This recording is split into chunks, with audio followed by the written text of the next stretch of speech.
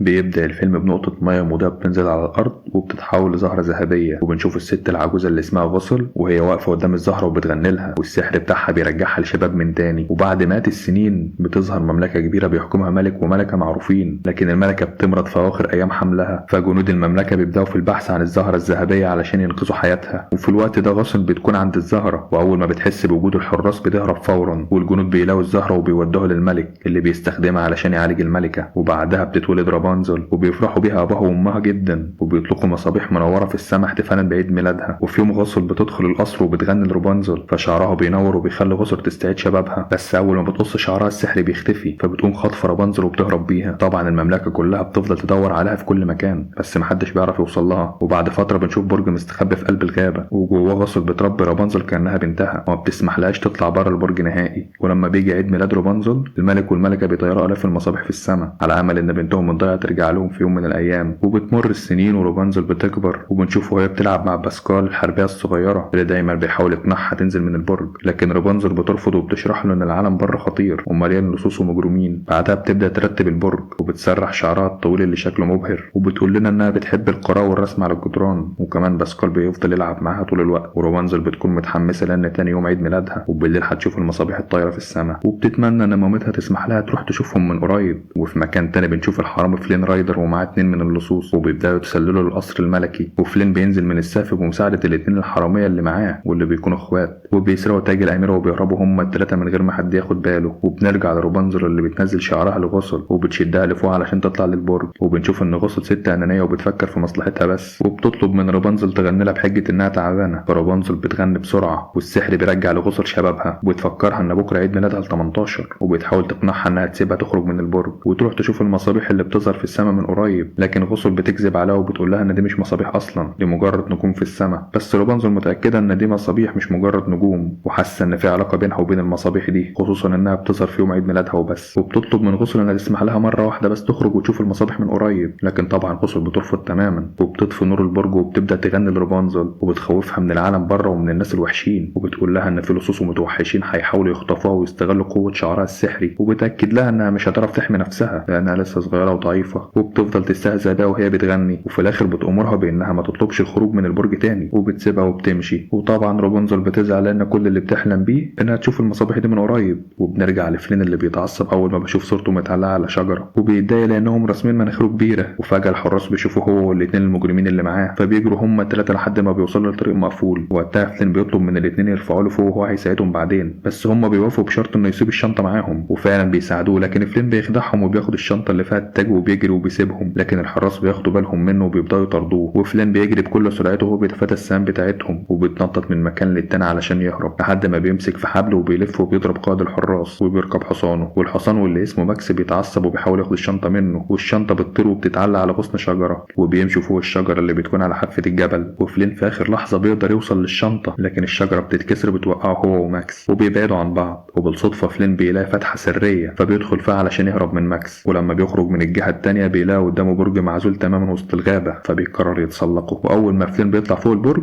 رابنزل بتضربه على دماغه وبتفقده الوعي، وبتقرب منه بخوف وهي مستغربة شكله ولبسه. وبعدها بتحبسه جوه الدولاب، وبتاخد التاج من الشنطة وبتفتكره نوع من الاكسسوارات لحد ما بتجرب تحطه على راسها، بس برضه ما بتفهمش هو بتاع ايه. وفجأة بتسمع صوت غسل بتنادى عليها، فبتخبي التاج بسرعة وبتنزل شعرها وبتسحب غسل لفوق البرج. ورابنزل بتكون متحمسة وعايزة تحكي لمامتها اللي حصل علشان توافق انها تخرج تشوف المصابيح، لكن غسل بتتضايق وبتزعق لها وبتأكد لها انها مستحيل تسيبها تخرج بره البرج ابدا. فرابنزل بتحزن وبتتراجع على انها تقول لها الحقيقة، وبتطلب منها تجيب لها الوان جديدة للرسم بمناسبة عيد ميلادها. وغسل بتفكرها ان الرحلة دي بتاخد 3 ايام، وبتصالحها وبتوعدها انها هتنزل تجيب لها الالوان، وبتسيبها وبتنزل من البرج. بعدها رابنزل بترجع وبتفتح الدولاب وبتطلع فلين وبتربطه في كرسي باستخدام شعرها، وبتخلي باسكال يصحيه. ولما فلين بيفوق بينبهر من طول شعرها وشكله، وبيندهش اكتر لما بيشوفها قدامه، وبيعرفها ان اسمه فلين رايدر. لكن رابنزل بتفضل خايفه وبتساله مين اللي بعته وليه عايز يسرق شعرها. ففلين بيستغرب جدا وبيقول لها ان جاي هنا بالصدفه وهو بيهرب ومالوش علاقه بشعرها ولا يعرف قصته. وبعدين بيسالها على التاج، فبتقول له انها مخبيه في مكان مستحيل يلاقيه. وساعتها رابنزل بتفرح لانها فهمت انه مش جاي علشان يستغلها، وبتقترح عليه ياخدها للمكان اللي فيه المصابيح في مقابل انها ترجع له التاج. ففلين بيقول لها ان دي مش مجرد انوار، دي مصابيح بيطيروها كل سنه علشان الاميره المفقوده، وبيرفض يساعدها لان المملكه كلها بتدور عليه، وبيخاف يتورط اكتر. لكن رابنزل بتتعصب وبتاكد له انه مش هيخرج من البرج ومعاه التاج كده لما يوراها المصابيح بنفسه، فبيلاقي نفسه مضطر انه يوافق وبيبدا ينزل من البرج. اما رابنزل بتتوتر جدا وبتدلدل شعرها وبتنزل لاول مره في حياتها، واول ما بتلمس الارض بتحس بسعاده كبيره جدا وبتجري وبتغني وبتتنطط من الفرحه، وفي نفس الوقت مشاعرها بتتلخبط بين الذنب من ناحيه امها وبين الحماس للحريه من ناحيه تانية. وفلين بيقف يشوف حالتها ومش فاهم، مره بتعيط ومره بتضحك، فبيروح لها وبيهديها وبيحاول يقنعها انها ترجع للبرج، وبيلمح لها انها لو رجعت وادت له التاج هتبقى غسل مبسوطه منها ومش هتزعل. لكن رابنزل بترفض تماما وبتصمم انها لازم تشوف المصابيح النهارده. وفجاه بتخاف لما ارنب بيطلع من بين الاشجار، وساعتها فلين بتجيله فكره ازاي يخليها ترجع للبرج، فبيقول لها انه يعرف مكان لطيف يقدروا ياكلوا فيه. وبنروح لماكس اللي لسه مكمل يدور على فلين في كل مكان، وبالصدفه بيقابل غسل في نص الغابه، وغسل بيستغرب جدا من وجوده لوحده، فبتتوتر وبتجري بسرعه وترجع للبرج على طول. وبتفضل تنادى على رابنزل بس مفيش اي رد، فبتضطر تدخل من الممر السري اللي بتستخدمه وبتطلع للبرج من غير ما حد يشوفها. ولما بتوصل فوق بتتصدم لان رابنزل مش موجوده، وبالصدفه بتلمح الشنطه اللي فيها التاج، ولما بتفتحها وبتشوف صوره فلين بتفهم فورا ان هو اللي خطف رابنزل وهرب بيها. في اللحظه دي فلين بياخد رابنزل لمطعم غريب موجود في الغابه، واول ما بتدخل بتتصدم لان المكان مليان مجرمين وقطاعين طرق شكلهم مخيف جدا. وفلين بيبدا يخوفها اكتر وبيقول لها ان من الافضل ترجع للبرج بدل المخاطره دي، وبيحاول ياخدها ويمشي، لكن العصابه اللي جوه المطعم بيقفلوا الطريق عليهم وبيقرروا يقبضوا على فلين علشان يسلموا للحراس وياخدوا المكافاه. وبيبداوا يتخانقوا مع بعض على مين فيهم اللي هيسلمه وياخد الجايزه، ورابنزل بتحاول تدافع عنه وبتضرب واحد منهم بغصن شجره وبتطلب منهم يسيبوه في حاله، وبتقول لهم انها لازم تروح تشوف المصابيح وان فلين هو الوحيد اللي يعرف يوصلها هناك، وبتحكي لهم ان ده حلمها من وهي طفله، وبتسالهم عن احلامهم. فبيقرب منها واحد من المجرمين وبيبدا يغني ويقول ان حلمه يبقى عازف موسيقى، وبيوريها عزفه اللي بيخليها مندهشه جدا. وفجاه كل المجرمين بيبداوا يقولوا احلامهم، وكل حلم بيطلع احسن من التاني، وبيغنوا وبيرقصوا مع بعض. وفي الوقت ده غصن بتوصل للمطعم وبتبص من الشباك وبتتصدم لما بتشوف رابنزل وهي بترقص وبتغني وسط المجرمين. اما فلين فبيبقى مش فاهم ايه اللي حصل، وبتصدم لما بيسألوه عن حلمه هو كمان، فبيغني وبيقول ان حلمه يشتري جزيره بعيده ويعيش فيها لوحده ويكون عنده ثروه كبيره. وفجاه الحراس بيقتحموا المكان علشان يقبضوا على فلين اللي بيستخبى هو ورابنزل، وفي نفس الوقت الحراس قدروا يقبضوا على الاتنين المجرمين اللي كانوا مع فلين من الاول. وبنشوف واحد من المجرمين وهو بيفتح لهم نفق سري علشان يهربوا منه. وفجاه ماكس بيدخل المطعم وبيقدر انه يعرف مكان النفق السري، فالقائد بيؤمر الحراس انه يراقب المجرمين الاتنين، وبينزل هو بنفسه للنفق. وطبعا المجرمين الاتنين بيضربوا الحارس وبيجروا ورا فلين علشان ينتقموا منه. اما بوصل فبتمسك واحد من اللي كانوا في المطعم وبتهدده وبتساله النفق ده بيودي على فين. وجوه النفق فلين بيبقى مذهول من اللي رابنزل عملته، وبيسالها ليه ما حاولتش تشوف المصابيح دي من زمان، لكن قبل ما تلحق ترد بيسمع صوت الحراس قريبين منهم، فبيجروا باقصى سرعه علشان يهربوا، وبيخرجوا من النفق اللي بيطلع تحت سد مائي. وفي نفس اللحظه الحراس وراهم والاتنين المجرمين واقفين قدامهم من الناحيه التانيه. وقتها رابنزل بتستغل شعرها وبتلف حوالين جذع خشب علشان تعرف تعدي الناحيه التانيه، وفلين بيستخدم الطاسه وبيضرب الحراس بيها وبيقدر يهزمه وبيوصل لرابنزل، وبيبقى منبهر بمهارتها جدا. لكن ماكس بيهجم عليه بالسيف وبيحاربه بعنف لحد ما بيوقع الطاسه من ايده. وفي اخر لحظه رابنزل بتشد فلين بسرعه بشعرها وبتبعده عن ماكس، وبيهربوا هما الاتنين من المجرمين. وماكس بيتعصب جدا وبيضرب السد برجله وبيكسر منه جزء وبيعدي علشان يوصل لرابنزل. وقتها فلين بيقول لرابنزل انها تنط بسرعه، وهي فعلا بتنط من فوق الحافه، وفلين بيمسكها من شعرها علشان ما تقعش، وبيجروا هما الاتنين علشان يهربوا من الحراس والمجرمين. وفجاه السد بينهار والميه بتغرق الوادي كله، وفلين يسحب رابنزل ويدخلوا نفق صغير، لكن صخره كبيره بتقفل المدخل عليهم والمخرج التاني مقفول، والميه بتبدا تعلى بسرعه، والوضع بيسوء اكتر لما فلين بيتجرح في ايده. ورغم كده بيحاول يفتح المخرج لكن الظلام بيخليه مش عارف يعمل حاجه، ورابنزل بتنهار وبتلوم نفسها، لكن فلين بيهديها وبيعترف لها ان اسمه الحقيقي يوجن مش فلين رايدر. وساعتها رابنزل تفتكر ان شعرها مسحور وبتبدا تغني والميه بتملى المكان وشعرها بينور، وفلين بيعوم بسرعه ناحيه مكان المخرج وبيشيل الصخور بكل قوته لحد ما بيقدر يخرجوا من النفق. وطبعا فلين بيكون مصدوم من اللي شافه ومش فاهم ازاي شعرها بينور بالشكل ده. وفي الناحيه التانيه غسل بتبقى مستخبيه عند مخرج النفق، وبتتفاجئ لما بتشوف الاتنين المجرمين خارجين منه، وبتسمعهم وهم بيقولوا انهم لازم يقتلوا فلين وياخدوا منه التاج. فبتطلع لهم غسل فجاه وبترمي لهم التاج قدامهم، وبتقول لهم انها عندها حاجه اغلى من التاج بمراحل وانها مستعده تساعدهم علشان ينتقموا من فلين رايدر. في اللحظه دي رابنزل بتلف شعرها حوالين جرح يوجن اللي هو فلين يعني، وبتبدا تغني، وساعتها شعرها بينور بشكل مبهر يخلي يوجن مبهور ومش فاهم اللي بيحصل قدامه. ولما رابنزل توقف غنى الجرح بيختفي قدام عينه وايده ترجع سليمه وكانها ما اتعورتش قبل كده. فرابنزل بتحاول تهديه وتشرح له ان شعرها عنده قوه خارقه على استرجاع الشباب وبيشفي اي الإصابة، لكن بمجرد ما بيتقص بيتحول لونه لبني وبيفقد كل قدرته السحرية، وعلشان كده أمها كانت منعها تماما إنها تغادر البرج، وده كان السبب اللي خلاها ما تشوفش المصابيح المضيئة من قريب لحد اللحظة دي. ويوجن بيتأثر بكلامها وبيتعاطف معاها لأنها طول عمرها محبوسة وما خرجتش من البرج نهائي، وبيسألها هترجع هناك تاني؟ فرابنزل بتتوتر وبتقول له مش عايزة ترجع للبرج، لكن برضه خايفة تزعل غسل. فيوجن بيحاول يطمنها وبيبدأ يحكي لها عن حياته، وإنه تقمص شخصية فلين رايدر اللي كانت من قصة بيحكيها للأطفال في الملجأ، قصة بطل مغامر بيساعد الناس وعنده ثروة كبيرة، وعلشان كده هو حاول يعيش الدور ده. فرابنزل بتقول له إنها بتحب اسم يوجن أكتر، وفي اللحظة دي بيبان إن كل واحد منهم معجب بالتاني. بعد شوية يوجن بيقول لها إنه رايح يجيب شوية خشب للنار وبيسيبها وبيمشي، وفجأة باسكال بيخاف لما بيشوف غسل طالعة قدام رابنزل، وغسل تقول لها إن يوجن بيضحك عليها وتحاول تقنعها ترجع معاها للبرج فورا، لكن رابنزل بترفض كلامها وبتقول لها إن الناس مش أشرار زي ما دايما بتوهمها، وإنها حاسة إن يوجن فعلا بيحبها. وغسل بتستهزأ بكلامها وتقول لها إن ده مجرد كذاب وما ينفعش تثق في حرامي، وبترمي لها التاج وتديها الشنطة، وبتأكد عليها إن أول ما يوجن يمسك التاج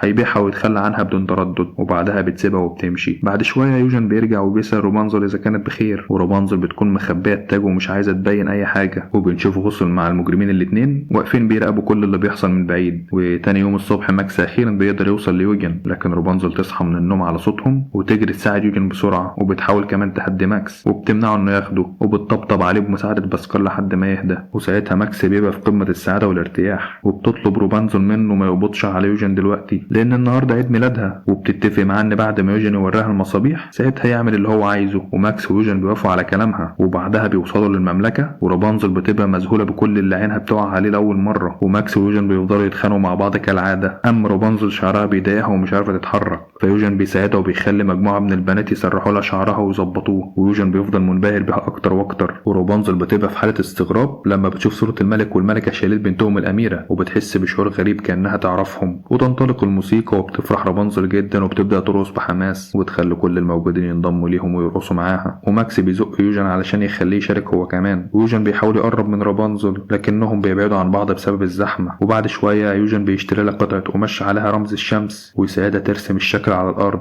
ويكملوا رقص وضحك لحد ما يقربوا من بعض أخيرا. لكن فجأة بيشوف الحراس فبيستخبوا بسرعة وسط الناس. وفي النهاية يوجن ياخد رابنزل في مركب علشان يوريها المصابيح اللي طول عمرها بتحلم تشوفها، وبيدي ماكس تفاح علشان يروق كده وياكله. ويوجن بياخد رابنزل لمكان هادي بعيد شوية علشان تقدر تتفرج على المصابيح في هدوء ومن غير أي إزعاج. وبتبقى رابنزل قلقانة ومتوترة، وبتحكي ليوجن إن طول حياتها بتحلم باللحظة دي ومش عارفة هتعمل إيه بعد ما حلمها أخيرا يتحقق. يوجن بيطمنها وبيقول لها إن ده شيء جميل لأن لما حلمنا بيتحقق بيجي مكانه حلم جديد بنسعى وراه. وفي الناحية التانية بنشوف الملك والملكة اللي لسه قلبهم موجوع على بنتهم اللي اختفت من سنين، وبيطلعوا للبلكونة وبيطلقوا أول مصباح في السماء. وساعتها كل أهل المملكة بيبدأوا يولعوا مصابيحهم ويرفعوها لحد ما السماء بتتملي بالمصابيح اللي بتنور الدنيا. ورابنزل بتبقى مذهولة منبهرة من المنظر وعينها بتلمع بالسعادة ومش مصدقة إن حلمها بقى قدامها بالشكل ده، وتفرح أكتر لما يوجن يديها المصابيح اللي جابها لها، فبتقول إنها كمان جابت له التاج علشان ما بقتش خايفة منه. لكن يوجن يبص للتاج بدون اهتمام وبيبين إن وجوده جنب رابنزل أهم عنده بكتير، وبيسيبوا المصابيح سوا وهو يمسك ايديها ويغنوا مع بعض، وحواليهم المصابيح من كل اتجاه. وقبل ما يوجن يعترف بمشاعره ليها بيشوف الاخين المجرمين واقفين مستنينه على الشط، فبيعتذر لرابنزل بسرعة وبينزل للضفة وياخد الشنطة معاه، وبيقول لها إنه لازم يعمل حاجة مهمة وهيرجع لها فورا. وبيروح للأخين وبيقول لهم إنه آسف على اللي حصل قبل كده وبيرمي لهم التاج، لكن هم بيمنعوا إنه يمشي وبيقولوا له إن هم مش عايزين التاج، هم عايزين البنت نفسها لأنها أغلى من التاج بكتير. وبنرجع لرابنزل اللي مستناه يوجن بحماس، وتفرح لما تشوف مركب جاية ناحيتها، لكن بتتصدم لما تلاقي المجرمين جايين بدل يوجن وبيقولوا لها إن يوجن خد التاج وهرب، وبيشاوروا لها على المركب اللي بعيد في المية. وفي اللحظة ده قلبها بيتكسر وبتحس إنه خانها وتجري تهرب منهم، لكن فجأة بتسمع صوت ضرب، ولما بترجع تشوف اللي بيحصل بتلاقي مامتها غسل وقعت المجرمين على الأرض وأنقذتها في آخر لحظة، فبتجري عليها وبتحضنها وهي منهارة من العياط. وبتبص على مركب يوجن وبتقول لمامتها إن كلامها طلع صح، وفي نفس الوقت يوجن بيكون في المركب فقد الوعي ومربوط،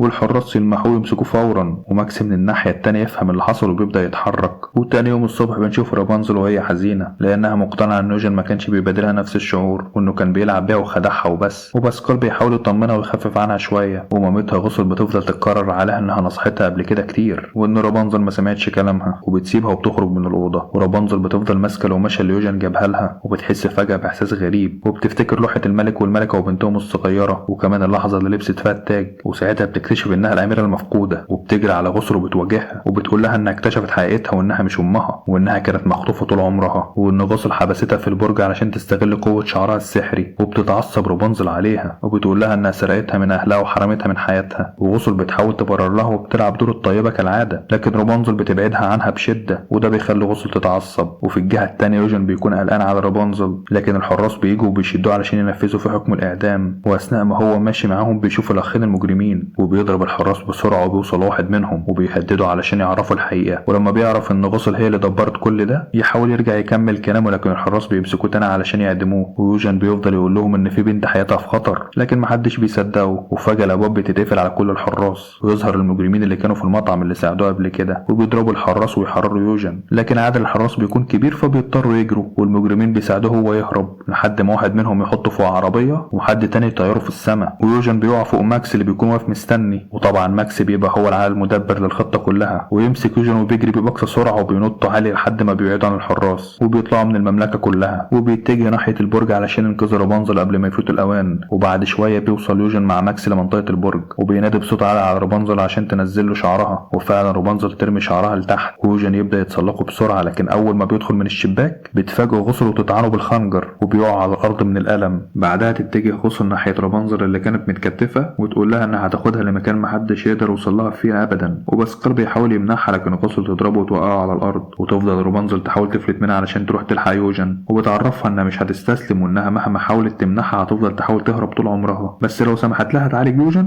هتروح معاها ومش هتحاول تهرب تاني. فغوصل توافق على كلامها وتربط يوجن بسلسلة عشان تضمن إنه ما يروحش وراهم، وبمجرد ما رابنزل تقرب من يوجن علشان تعالجه بيمسك شعرها بكل قوته وبيقطعه بالزجاجة اللي كانت معاه. في اللحظة دي شعرها بيتحول للون البني وبتختفي طاقته السحرية بالكامل، وغوصل فجأة بتبدأ تكبر في السن وترجع لشكلها الحقيقي كست عجوزة، وبتفقد شبابها اللي كانت محافظة عليه بالسحر. وباسكال بيستغل الفرصة وبيزقها من فوق البرج، ولما بتوصل الأرض بتختفي تماما، ورابنزل بتنهار على يوجن وتفضل تبكي لأنها مش قادرة تعالجه بعد ما السحر اختفى، وتترجى إنه ما يسيبهاش ويفضل معاها. فيوجن بيبتسم لها بصعوبة وبيقول لها إنها كانت حلمه الحقيقي، فترد رابنزل والدموع في عيونها وتقول له إنه كان حلمها الجديد اللي لسه بادئ. لكن للأسف يوجن بيفقد الوعي وتنهار رابنزل وتبكي بحرقة وتغني وهي ماسكة إيده ودمعة من دموعها تقع عليه، وفجأة تنور وتتحرك ناحية مكان الجرح وتتحول لزهرة سحرية كبيرة، ورابنزل بتتفاجئ لما تشوف النور يرجع ويعالج الجرح. ولما بيختفي النور يوجن بيفتح عينيه وبيبتسم لها ويقول لها إن بيعشق شكلها بشعرها البني، فرابنزل بتفرح جدا وبتحضنه، وبنرجع للملك والملكة اللي بيجروا للبلكونة وهم مش مصدقين، وبيقابلوا رابنزل ويوجن، والملكة تقرب من رابنزل وتحضنها والملك يحضنهم هو كمان، وبعدها يحضن يوجن تقديرا له لأنه رجع بنتهم، والملكة كلها تفرح برجوع الأميرة المفقودة، وكل واحد من المجرمين بيحقق حلمه وبقوا ناس محترمين في المملكة، وماكس بيفضل بطل المملكة الحقيقي، وبسبب مساعدته للحراس بتختفي الجرائم كلها، وبتكبر رابنزل وبتحكم المملكة بحكم وعدل، وفي النهاية تتجوز يوجن ويعيشوا سوا في سعادة، وبيخلص الفيلم. أشوفكم في فيديو جديد، سلام.